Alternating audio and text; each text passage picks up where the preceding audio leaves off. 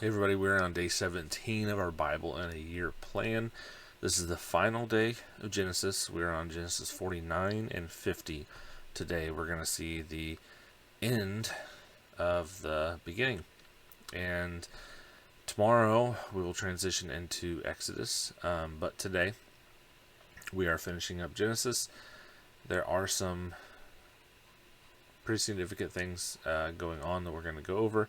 We are reading out of the Christian Standard Bible. We can go ahead and jump in. Genesis 49. Then Jacob called his sons and said, "Gather around, and I will tell you what will happen to you in the days to come. Come together and listen. Sons of Jacob, listen to your father Israel. Reuben, you are my firstborn, my strength and my first fruits and my virility, excelling in prominence, excelling in power, turbulent as water, you will not excel, because you got into your father's bed, and you defiled it. He got into my bed. Simeon and Levi are brothers. Their knives are vicious weapons. May I never enter their council, may I never join their assembly, for in their anger they kill me, and on a whim they hamstring oxen. Their anger is cursed, for it is strong, and their fury, for it is cruel. I will disperse them throughout Jacob, and scatter them throughout Israel. Judah, your brothers will praise you, your hand will be on the necks of your enemies, your father's sons will bow down to you. Judah is a young lion. My son, you return from the kill. He crouches, he lies down like a lion, or a lioness. Who dares arouse him? The scepter will not depart from Judah, or the staff from between his feet, until he whose right it is comes, and the obedience of the peoples belongs to him. He ties his donkey to a vine, and the colt of his donkey to the choice vine. He washes his clothes in wine, and his robes in the blood of grapes. His eyes are darker than wine, and his teeth are whiter than milk. Zebulun will live by the seashore, and will be harbor for ships. And his territory will be the next Sidon. Issachar is a strong donkey. Lying down between the saddlebags, he saw that his resting place was good, and that the land was plentiful. So he leaned his shoulders to bear a load, and became a fierce laborer. Dan will judge his people as one of the tribes of Israel. Dan will be a snake by the road, a viper beside the path, that bites the horse's heels, so that its rider falls backwards. I wait for your salvation, Lord. Gad will be attacked by raiders, but he will attack their heels. Asher's food will be rich, and he will produce royal delicacies. Naphtali is a doe set free that bears beautiful fawns. Joseph is a fruitful vine beside a spring. Its branches climb over a wall. The archers attacked him, shot at him, and were hostile towards him. Yet his bow remained steady, and his strong arms were made agile, by the hands of the mighty one of Jacob, by the name of the shepherd, the rock of Israel. By the God of your father who helps you, and the Almighty who blesses you with blessings of the heavens above, blessings of the deep that lies below, and blessings of the breast in the womb. The blessings of your father excel the blessings of my ancestors, and the bounty of the ancient hills. May the rest of the head of Joseph on the brow of the prince of his brothers. Benjamin is a wolf. He tears his prey in the morning, and he devours the prey, and in the evening he divides the plunder. These are the tribes of Israel, 12 in all. And this is what their father said to them. He blessed them, and he blessed each one with a suitable blessing. Then he commanded them, I am about to be gathered to my people.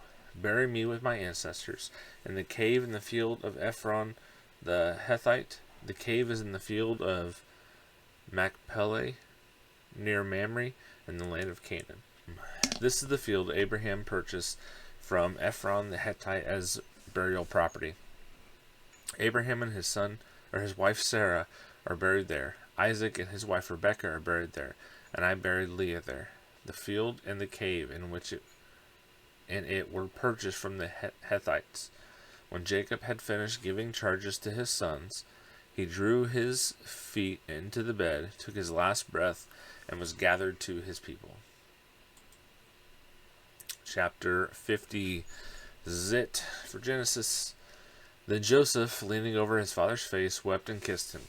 He commanded the servants who were physicians to embalm his father, so they embalmed Israel. They took 40 days to complete this, for embalming takes that long, and the Egyptians mourned him for 70 days. When the days of mourning were over, Joseph said to Pharaoh's household, "If I have found favor with you, please tell Pharaoh that my father has made me take an oath, saying, 'I'm about to die. You must bury me there in the tomb that I made for myself in the land of Canaan. Now let me go and bury my father, then I will return.' So Pharaoh said, 'Go and bury your father in keeping with your oath.' Then Joseph went to bury his father, and all Pharaoh's servants and elders of the household and all elders of the land of Egypt went with him, along with all Joseph's family, all his brothers and his father's family. Only their dependents, their flocks, and their herds were left in the land of Goshen. Horses and chariots went up with them, and it was a very impressive procession. When they reached the threshing floor of Atad, which is across the Jordan, they lamented and wept loudly, and Joseph mourned 7 days for his father. When the Canaanite inhabitants of the land saw the mourning in the threshing floor of Atad, they said, 'This is a solemn mourning on the part of the Egyptians.'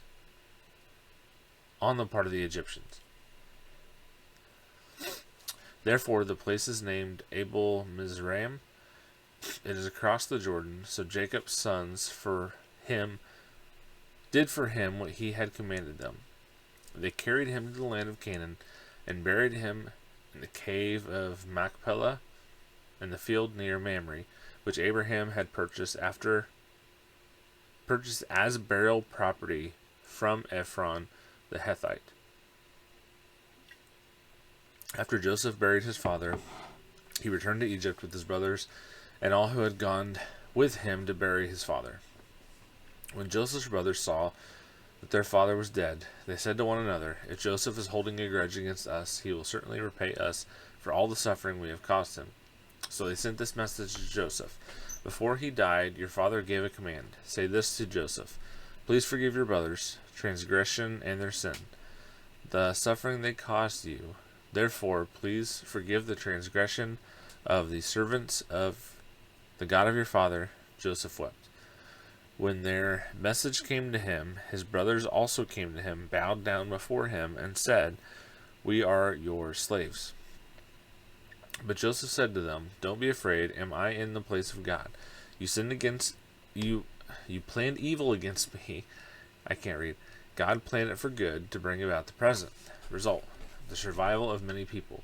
Therefore, don't be afraid. I will take care of you and your children.' And he comforted them and spoke kindly to them. Joseph and his father's family remained in Egypt. Joseph lived 110 years. He saw Ephraim's sons to the third generation. The sons of Manasseh's sons, Machir, were recognized by Joseph.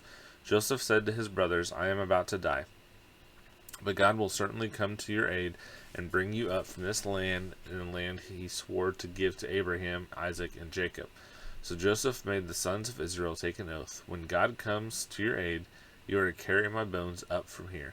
Joseph died at the age of 110. They embalmed him and placed him in a coffin in Egypt." Alrighty. Well, that is it for Genesis. We do have a couple questions to kind of round out everything here. So I'll read these questions. I'll also have them in the description. But take these, think about them. And I mean, they're about what we just read today. But think about maybe how you can take that and apply it more to your life today. And it can be more than just reading and walking away. So, question 1. What insights can we gain from Jacob's blessings to his sons, and how do they reflect his understanding of their individual characters and desires, and destiny? So I think it does show a knowledge of his kids that really you'd have to have at least some kind of a personal relationship with to have. So I think there's definitely something there, an understanding of his kids as he's doing that. Number 2, how does Joseph's response to his brothers after their father's death illustrate the power of forgiveness and healing in relationships? So this is interesting. After Jacob died, the brothers of Joseph came to him, and they were still asking. They were still worried that he was going to want revenge, that he hadn't forgiven them. And Joseph reminded them, no, like, he's not God. He is going to forgive. And that is truly a remarkable story of forgiveness. Not only did he go through everything he went through, but he went, decades without his father and without being able to really do anything there like that. Question 3. In what ways can we apply the lessons of legacy and reconciliation from this passage to our own lives and family dynamics? I think it's good to try to leave something for the next generation. Leave something for your kids. And that doesn't necessarily have to be financial either.